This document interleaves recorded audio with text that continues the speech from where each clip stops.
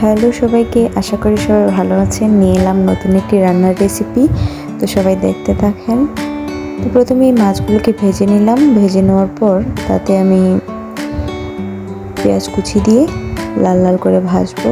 ভাজার পর তাতে আমি সর্ষে বাটা আর কিছুটা জল দিয়ে দিব। দেন আমি তাতে লবণ, হলুদ, মরিচ গুঁড়ো দিয়ে ভালো করে মশলাগুলোকে কষাবো। মশলা যখন ভালো করে কষে তাতে তেল ছেড়ে দিবে, তখনই আমি সবজিটা দিয়ে দিব। আর সবজিটা ছিল ডেঙ্গা আর আলু। আলু আর ডেঙ্গা দিয়ে ইলিশ মাছ খেতে কিন্তু অনেক মজা লাগে, সবাই একবার ট্রাই করে দেখবেন।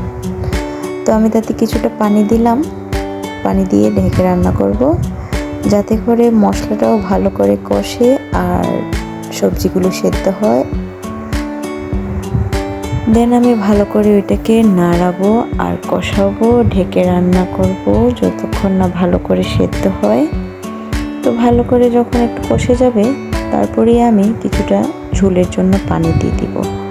আর পানিটা যখন বলক চলে আসবে, তাতেই আমি ভেজে রাখা মাছ দিয়ে দিব আর কিছুটা কাঁচা লঙ্কা দিব, দিয়ে আর কিছুক্ষণ ঢেকে রান্না করব। কিছুক্ষণ ঢেকে রান্না করার পরই আমার রান্না মোটামুটি রেডি। তো সবাই দেখে জানাবেন আমার রান্নাটা কেমন হলো।